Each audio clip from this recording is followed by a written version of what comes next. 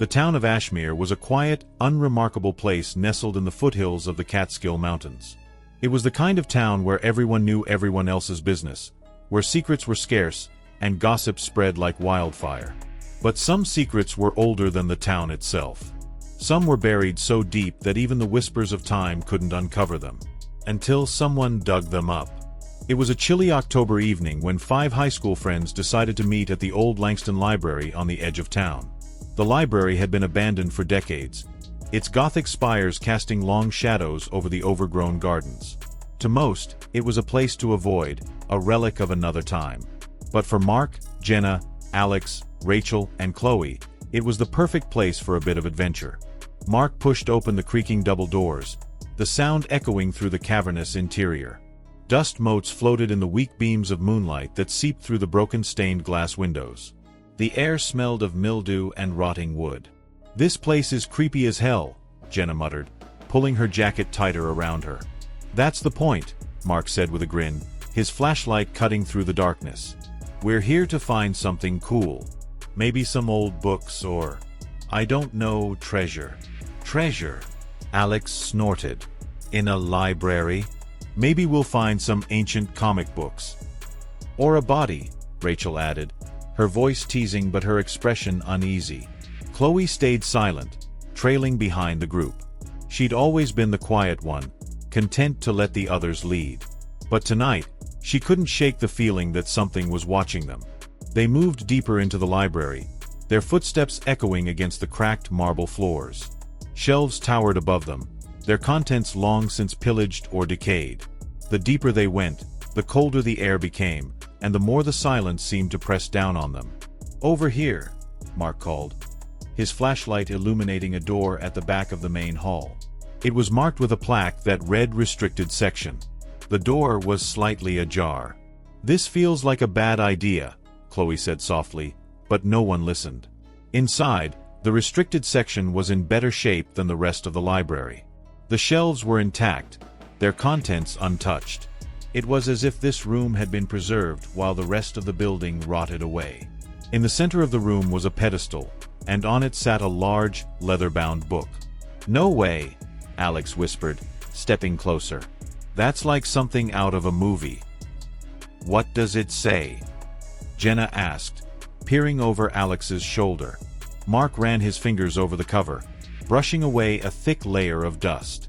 The title was embossed in faded gold letters, "The Forbidden Circle." "This is so cool," Mark said, flipping the heavy cover open. The pages were yellowed and brittle, covered in intricate handwriting and strange symbols. "It's some kind of ritual book." "A spell book?" Rachel asked, her tone skeptical. "Maybe," Mark replied, his eyes scanning the pages. "Listen to this. To those who dare disturb the circle, know this: the lines between worlds are fragile. What you summon may never leave. What you awaken may never sleep." "Creepy," Jenna said, shivering.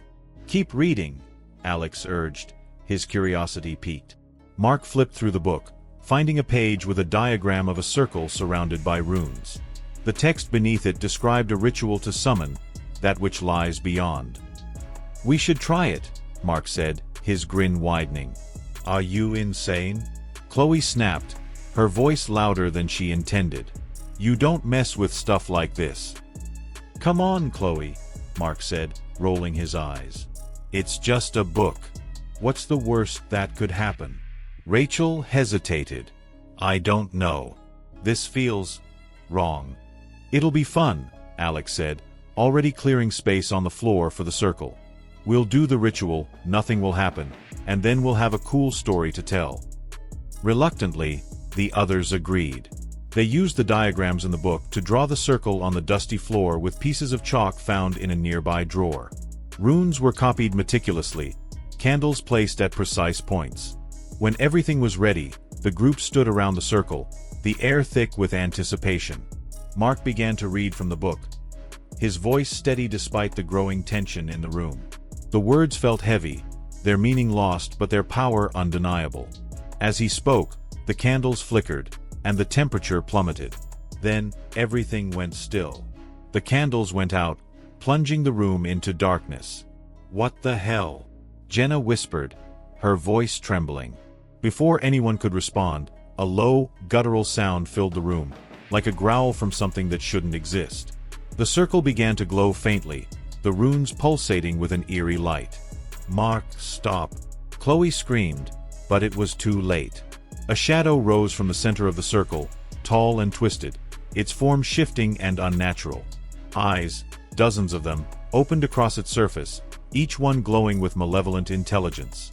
The growling grew louder, turning into a deafening roar. The group scattered, their screams echoing through the library. Chloe tripped and fell, her flashlight skittering across the floor. She looked up to see the shadow advancing on her, its eyes locking onto hers. And then, as suddenly as it had appeared, the shadow vanished. The room was silent again, the circle dark. The only sound was the ragged breathing of the friends. What just happened? Alex stammered, his face pale. No one answered. They all knew the truth. They had awakened something. And it wasn't gone. Not really. The five friends stumbled out of the library into the cold night air, their breaths visible in the icy chill. Chloe clutched her flashlight like a lifeline, her knuckles white. None of them spoke as they made their way back to the main road, the oppressive silence following them like a shadow. It was Jenna who broke the quiet. We have to tell someone," she stammered, her voice trembling. "Whatever that thing was, we can't just pretend it didn't happen." "And tell them what?" Mark snapped. "That we read from some old book and conjured a monster? They'll think we're crazy." "Maybe we are," Chloe muttered, her voice barely audible. Alex shook his head. "Look, nothing's chasing us, okay? It's over. We'll just forget about it." But they couldn't forget. That night, each of them dreamed of the shadow. They saw its shifting form, its countless eyes, and heard the low, guttural growl that echoed through their minds. When they woke, the memories were so vivid that it felt as though the shadow had been in the room with them. Chloe was the first to notice the signs. She was brushing her teeth the next morning when she saw it, a faint symbol etched into the skin of her wrist. It was one of the runes from the book, an intricate design that seemed to glow faintly under the bathroom light. She rushed to her phone and texted the group, "Check your wrists. Something's wrong." Within minutes, her phone buzzed with responses. Each of them had the same mark, etched into their skin like a brand. "What the hell does this mean?" Rachel asked when they met at a diner later that morning. Their voices hushed. The mark on her wrist was partially hidden under her sleeve, but she kept pulling it back to stare at it. "It's the book," Chloe said, her tone grim. "Whatever we summoned, it's marked us." "No," Mark said, shaking his head. "That's not possible. It was just some stupid ritual." "Stupid or not," Jenna shot back, "this thing is real. And it's not going away." Before anyone could respond, Alex's phone buzzed. He glanced at the screen and went pale. "Guys," he said, his voice shaking, "you need to see this." He turned the phone around, showing them a video that had been posted online. It was grainy, taken by a security camera outside a convenience store. In the video, a shadowy figure moved across the screen, its form shifting and unnatural. As it passed, the streetlights flickered and went out. "That's it," Chloe whispered, her heart pounding. "That's what we saw." "It's following us," Jenna said, her voice barely audible. "It's out there." "Then we need to stop it," Mark said, his jaw set. "We need to go back to the library and figure out how to send it back." "Are you crazy?" Rachel demanded. "We barely made it out of there alive. Do you have a better idea?" Mark shot back. "Because this thing isn't going to stop until it gets what it wants." The group fell silent, the weight of his words sinking in. They all knew he was right. Whatever they had awakened, it wasn't going to let them go. "Fine," Chloe said finally. "But we do this together. And we do it fast." They left the diner with a sense of grim determination, unaware that the shadow was already watching, waiting for its moment to strike. The night air was sharp with frost as the friends approached the Langston Library again, the oppressive silhouette of the building looming over them like a warning. The streetlights on the library's road were out, casting the path into unsettling darkness. None of them spoke. The atmosphere was too heavy for words. Mark carried the book, holding it tightly as if afraid it might slip from his grasp. Chloe led the way, her flashlight trembling slightly in her hands. Behind her, Alex clutched a crowbar, though none of them had any illusions that it would be of much use. Inside, the library felt alive, the air heavy with an unnatural stillness. The floor beneath their feet groaned with each step as though protesting their intrusion. "Let's just find the circle and figure this out," Rachel whispered, her voice barely audible. When they reached the restricted section, the chalk circle was still there, the runes faintly glowing in the dim light. The candles, now melted to stubs, seemed to have moved slightly, as though they'd been disturbed. "What now?" Alex asked, his voice strained. "We reverse it," Mark said, opening the book. He flipped through the pages, his hands shaking. "There has to be something in here to send it back." As he read, the runes on the floor began to pulsate, their glow intensifying. The room grew colder, and the oppressive silence was broken by a faint, guttural whisper that seemed to come from everywhere and nowhere at once. "Mark, hurry up," Jenna said, her eyes darting nervously around the room. "I'm trying," he snapped. Then he found it. "Here. It's a banishment ritual." The friends scrambled to reset the circle, following the instructions as best they could. The whispers grew louder, overlapping until they became a cacophony of voices, all speaking in a language they couldn't understand. Mark stood in the center of the circle, holding the book. "When I start reading, don't break the circle. No matter what happens." He began to chant, his voice steady despite the growing dread. The runes glowed brighter, and the air in the room seemed to vibrate. Shadows gathered at the edges of the circle, their forms shifting and writhing. Then, the shadow appeared. It rose from the center of the circle, its form towering and twisted. Dozens of eyes opened across its surface, each one glowing with a malevolent light. The friends froze, their terror paralyzing them. "Keep reading," Chloe screamed, her voice breaking the spell of fear. Mark's voice faltered, but he forced himself to continue. The shadow writhed, its eyes locking onto each of them in turn. It let out a roar that shook the walls, the sound piercing and otherworldly.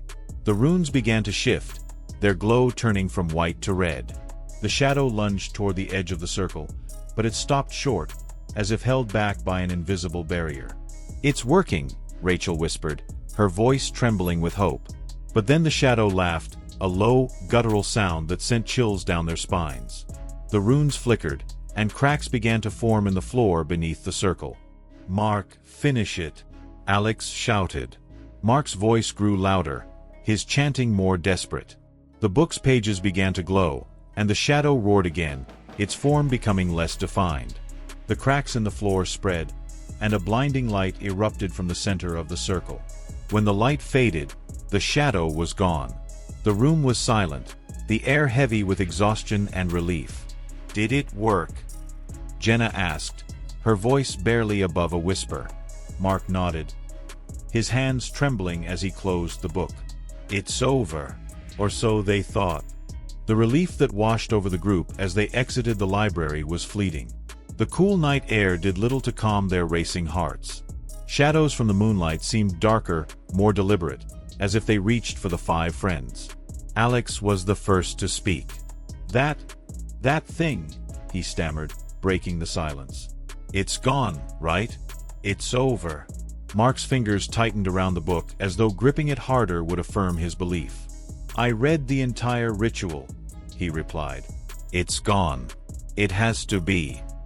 But even Mark didn't believe his own words. The oppressive silence of the night had a weight to it, pressing against their eardrums, making the simplest sound, leaves rustling or a distant cricket, unbearably loud. Then they heard it.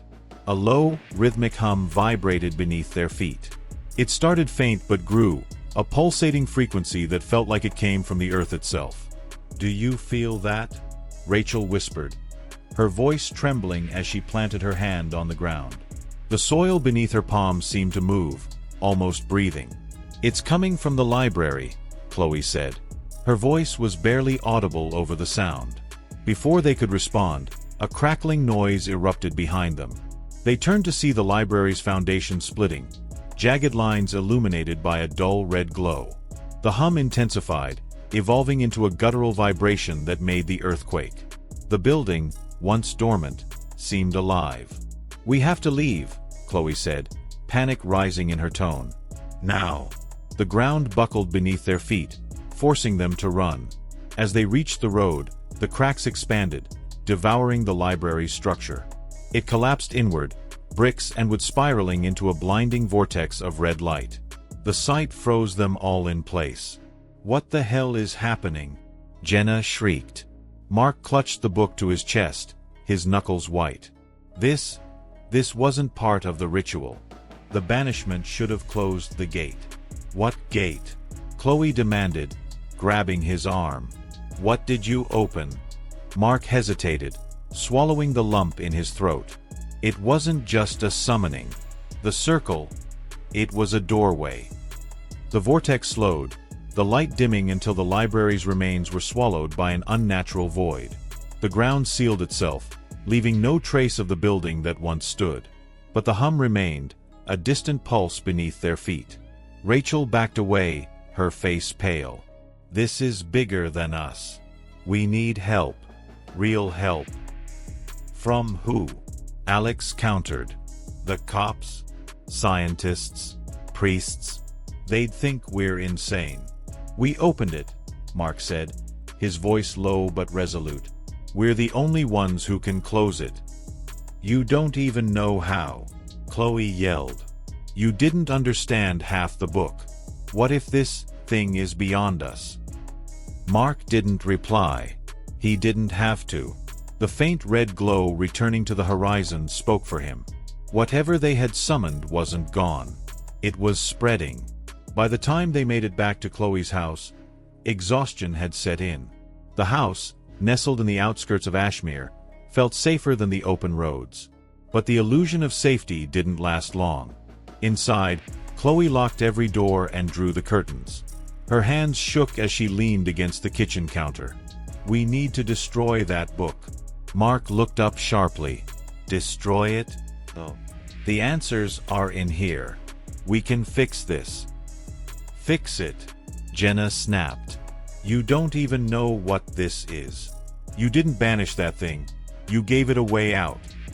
As they argued, Alex moved to the window, peeking out into the dark expanse of Chloe's backyard. He froze. "Guys," he said, his voice barely above a whisper. "I think it's here." They crowded around the window. At first, the backyard appeared empty, just a stretch of grass fading into the tree-line. Then they saw it, a faint red mist, curling like tendrils, seeping from the forest.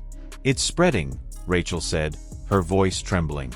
The mist thickened, twisting into shapes, faces, arms, mouths, all writhing and blending into one another.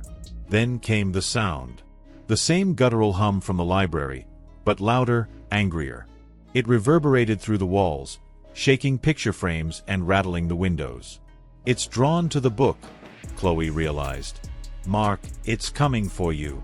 "No," he whispered, clutching the leather-bound tome tighter. "It wants all of us. We're marked." The glow outside intensified, the mist pressing against the windows as though testing their strength. Shadows moved within the mist, humanoid but twisted, their forms flickering like dying flames. The group scrambled to the living room, blocking the doors with furniture. Mark flipped through the book frantically, muttering to himself. "What are you looking for?" Alex demanded. "Anything. Another ritual. Something to stop it." "You're going to read from it again?" Chloe shouted. "You saw what happened last time. We don't have a choice." Mark snapped. "Do you want to sit here and wait for that thing to tear us apart?" The mist seeped through the cracks in the windows, curling along the floor. Jenna screamed, climbing onto the couch as the red tendrils reached for her. Rachel grabbed a fire poker from the fireplace, swiping at the mist, but it moved as though alive, dodging the blows. Mark found a page. "Here!" he shouted. This might seal the circle." "Might," Chloe yelled. What happens if it doesn't? We're dead anyway, Mark retorted. He knelt in the center of the living room, using a piece of chalk to draw another circle on the floor. The runes were sloppier than before, but there was no time for precision. The mist thickened, forming solid shapes, clawed hands, hollow faces, reaching for them. Mark began to read. The ancient words rolled off his tongue, the book's text burning in his mind as though the pages were alive. The circle glowed faintly, its light growing brighter with each word. The mist recoiled, shrieking, as if the sound itself burned it. The shapes within the mist lunged toward Mark, their claws slicing through the air. Alex and Rachel jumped in, swiping at the creatures with improvised weapons, buying Mark precious seconds. Chloe and Jenna huddled together, their screams muffled by the deafening roar of the mist. Finally, Mark shouted the last word. The circle erupted in blinding light, a shockwave ripping through the house. The mist howled, its forms dissolving as the light consumed it. Then, silence. When the light faded, the mist was gone. The house was still. The group lay scattered, coughing and trembling. Mark dropped the book, its cover charred, the runes on its pages burned into his memory. Is it over? Jenna whispered, tears streaming down her face. Mark didn't answer. He stared at the book, its faint hum still audible. It wasn't over. The circle may have closed, but the doorway was still there, waiting.